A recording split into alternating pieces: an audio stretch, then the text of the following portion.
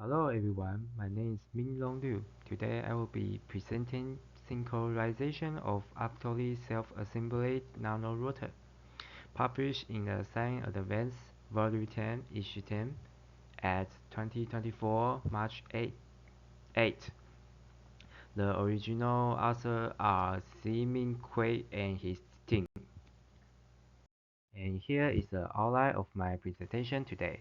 First is the introduction, where I will briefly introduce three topics: optical trapping, surface plasma resonance (SPR), finite different time domain (FDTD) simulation. Next is the experiment section, where I will explain how the sample be prepared and used, and the optical setup of the experiment. Then comes the results and discussion, where I will compare the difference between the experiment and simulation results. Finally, I will conclude with the summary. First, introduction. Optical trapping. And what is optical trapping? Optical trapping is a technique that uses the force of light to manipulate and control microscopic particles. It relies on two forces: scattering force and gradient force. Scattering force occurs when photons in the laser beam hit the particle, causing scattering and transfer momentum to the particle, which results in particle movement. Gradient force is generated by the optical gradient of a focused laser beam, pulling the particle toward the region with higher laser intensity.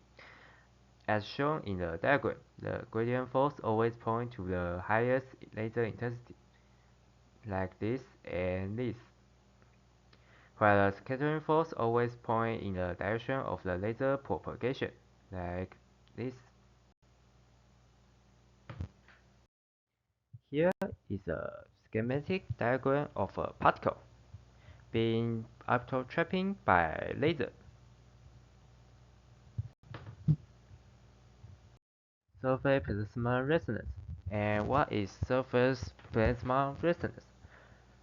SPR is a phenomenon that occurs when light passes through a metallic particle, causing the electron within the metal to be excited and move, making the metal particle form a dipole state. If the wavelength of the light matches the natural oscillation frequency of the electron in the metal, resonance occurs, leading to an increase in energy absorbed by the particle. Different shapes and materials also produce different SPR wavelengths. These images show the various SPR wavelengths generated by gold nanoparticles of different shapes.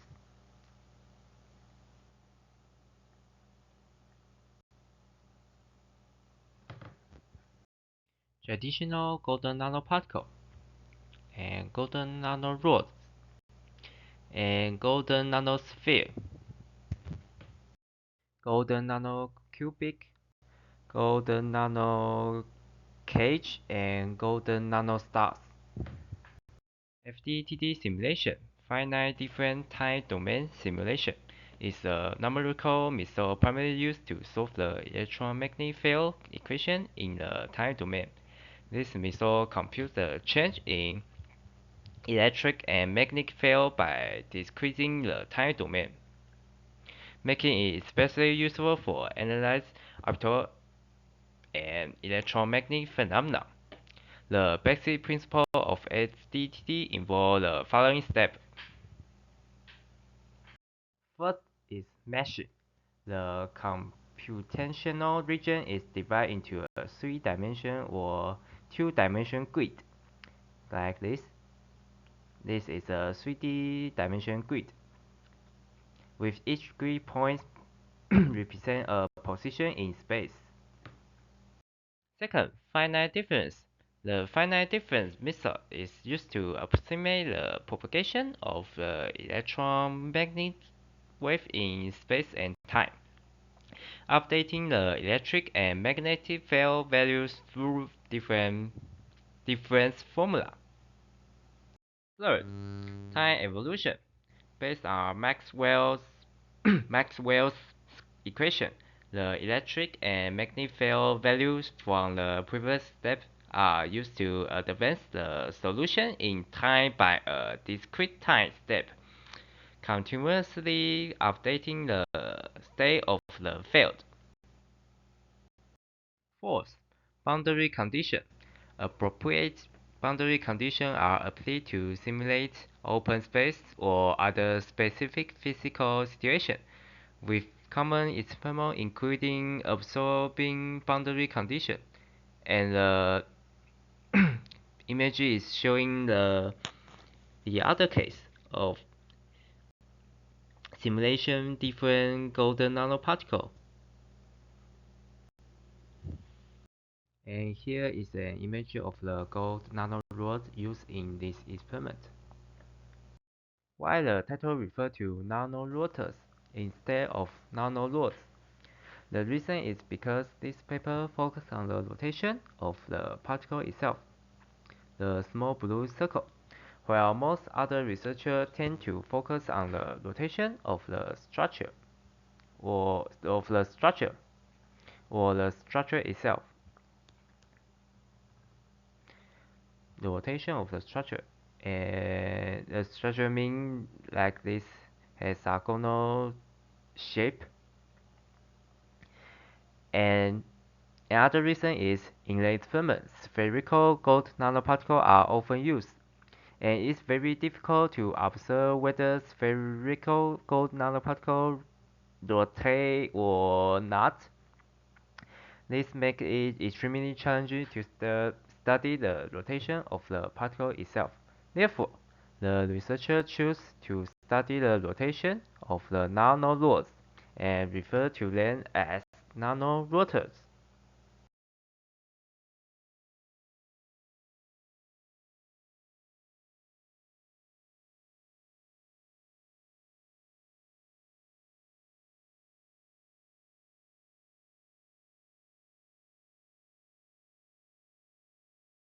Star experiment part. First, introduce the golden nanorotor structure used in this experiment. On the left is an image of the gold nanorods used in this experiment. On the right are the size of the golden nanorods. Width is 101 nanometer and length is 166 nanometer. Sample preparation. First, I will briefly introduce the role of chemicals in synthesis. First is hexadicyl 3-methyl ammonium bromide (CTAB). CTAB is a cationic surfactant used to stabilize the gold nanoparticle after the reduction. And sodium oleate is a dispersing agent and also used to stabilize the gold nanoparticles. HAuCl4 and used to provide golden cation. And NaBH4 is a strong reducing agent to reduce golden cation. AgNO3 is used to adjust the size of golden nanorods, and it can help to control the size of the golden nanorod.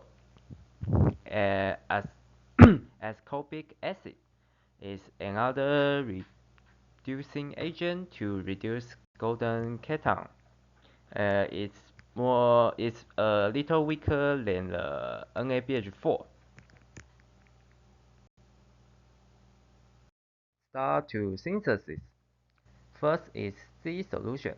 The C solution was prepared by rapidly adding a freshly prepared ice-cold aqueous NaBH4 solution into a mixture of the CTAB solution and HAuCl4 solution. In the regular stirring mean 1200 rotation per minute for 2 minutes. And after the rotation, It still needs to be aged for over 30 minutes at room temperature. And the preparation of the C solution is complete. A second solution, which means the golden nanorods solution. A second solution contains CTAB and sodium oleate. Both can stabilize the golden nanoparticle in the solution, and they will be dissolved in the warm water 50 degree and 250 milliliter. After them are dissolved, the water will be cooling to 30 degree. And AgNO3 and HAUCO4 will add gradually under mild stirring, which means 700 rotation per minute, resulting in a colorless solution. After 19 minutes, and the HCl will be injected. The role of the HCl is to make sure the HALCl4 and AgNO3 totally or completely dissolved in the solution. And the solution was stirring at 400 rotation per minute for 15 minutes.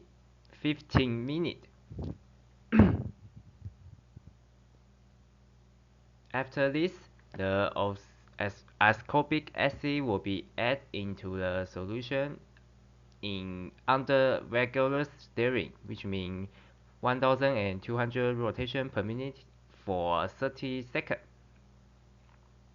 And then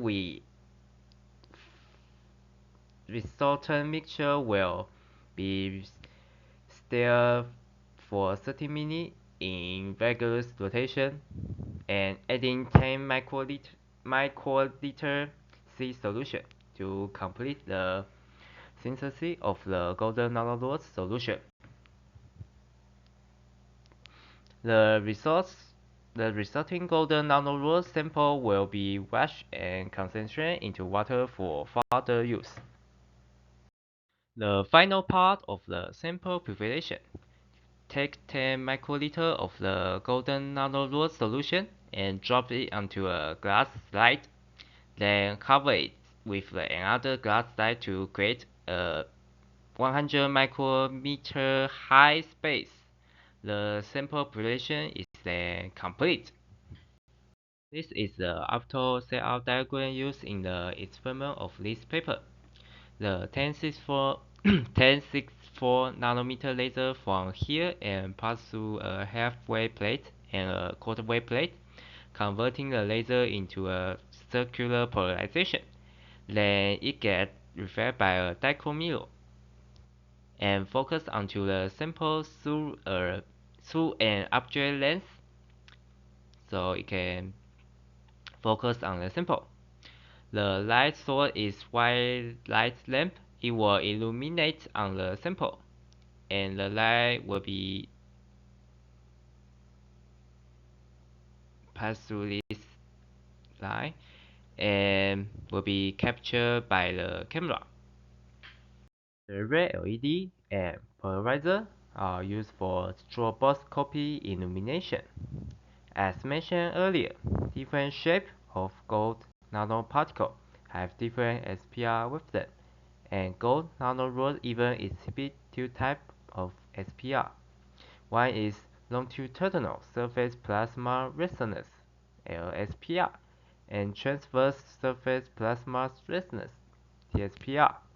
The wavelength of the red LED used as a light source matches the LSPR of the gold nanorods. This red LED is pressed for 0.1 millisecond every 1.58 millisecond. Match the camera frame rate to ensure that each frame captures only a single excitation when the polarizer's orientation is parallel to the emission direction of the gold nanorods SPR. The signal received by the camera will be strongest, while it is weakest here, weakest when perpendicular to the polarizer. Therefore, the intensity of the captured light can be used to determine the direction of the gold nanorod. Thought and discussion.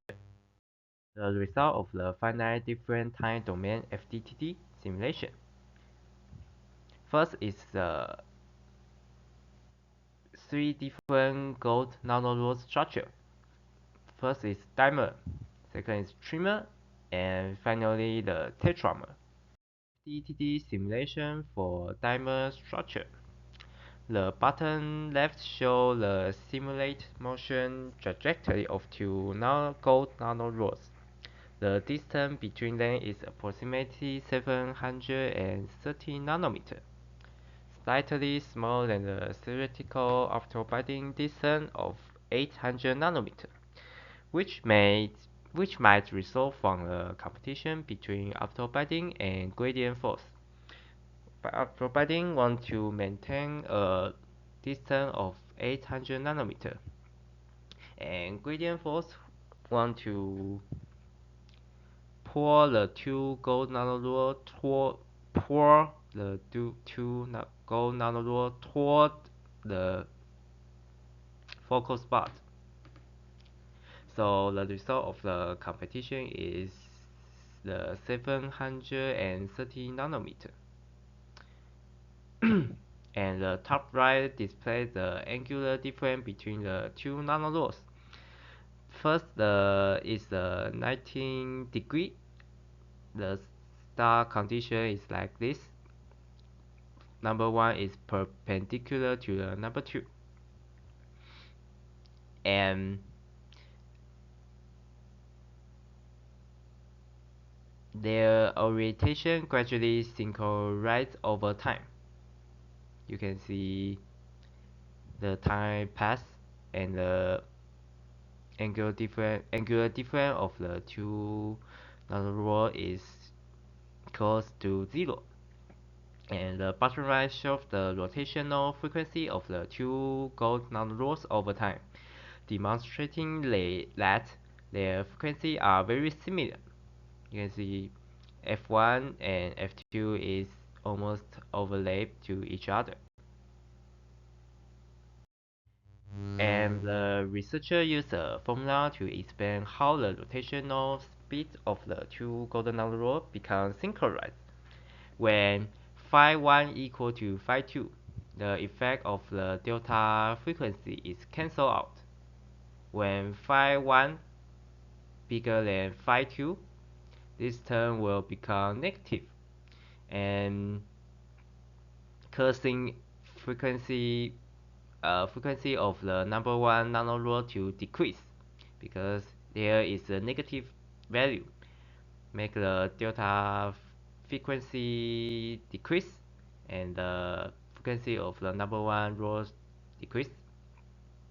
And here will make the psi value to be negative, but it's minus symbol, so it will make the frequency of number 2 nanorod increase,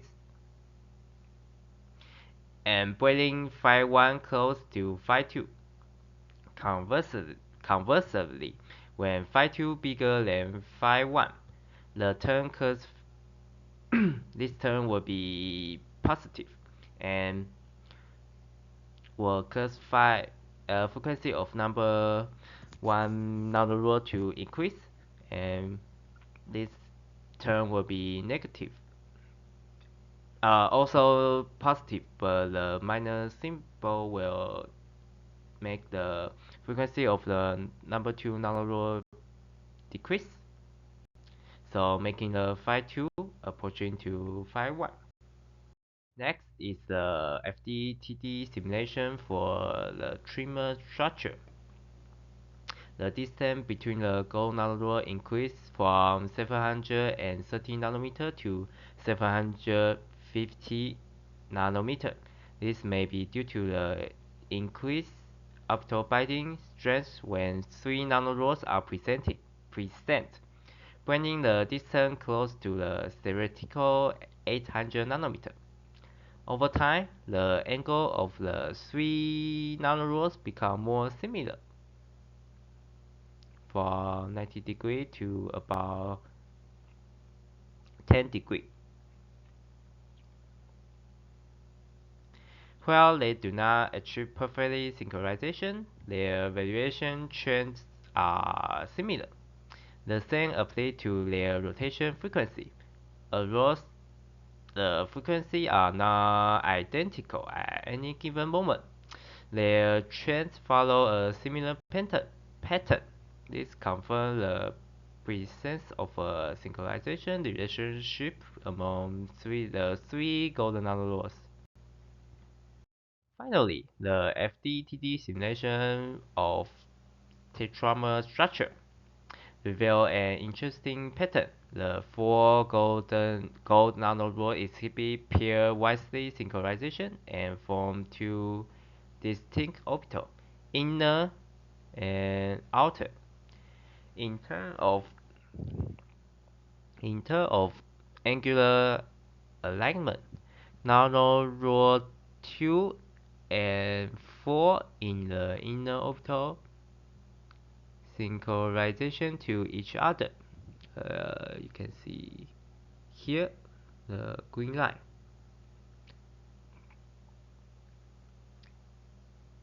While the nanorod 1 and nanorod 3 in the outer orbital also synchronize. You can see the red line here. However, there is no synchronization between the inner nanorod 2 and outer nanorod 3 here.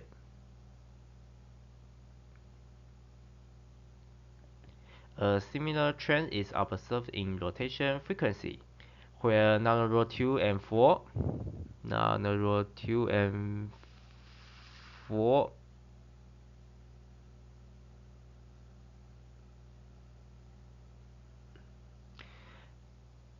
as well as nanorod 1 and 3 synchronize in pair.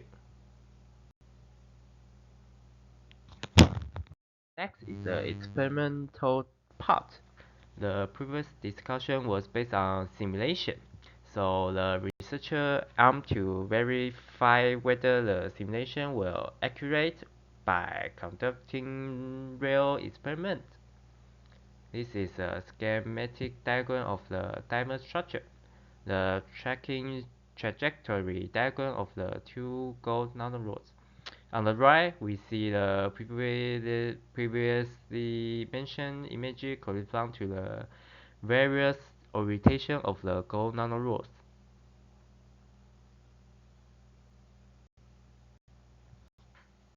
By analyzing the intensity of the gold nanorod image in each frame, the researcher get a scatter plot of intensity I1 versus I2. The researcher created this distribution map. The diagonal line represents the image intensity, which also means orientation of both gold nanorod are identical. Which means the intensity of row 1 is 3 and intensity of row 2 3 here and 1 point here. If intensity of row 1 is 6 and intensity of row 2 is 6 and 1 point here, and this diagonal will be representing the synchronization of the two nanorods. So you can see as the laser power increase, the synchronization between the nanorod gradually improve. This is because with higher power, environmental disturbance such as Brownian motion and water flow have this influence on the nanorod's rotation. This result align well with the simulation prediction. And the lower part of the analysis show a simulation of what may happen if the laser power continue to increase. When the power is too high, like 900 milliwatt, the intensity value of 0.5 increase.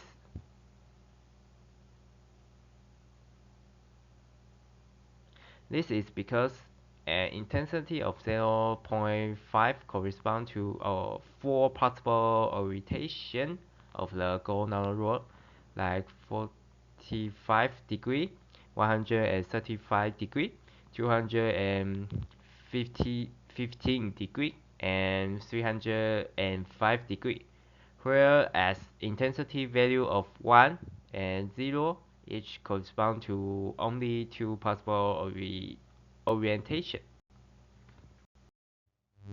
Here is the experiment part and simulation for the trimmer structure, and the results are also similar. The diagonal. Here are the results for the tetramer structure. The tracking trajectory diagram shows that the experiment also exhibits the inner and outer orbital pattern. Additionally, distribution plot for the edge, green line, and orange line are provided, clearly demonstrating the synchronization behavior.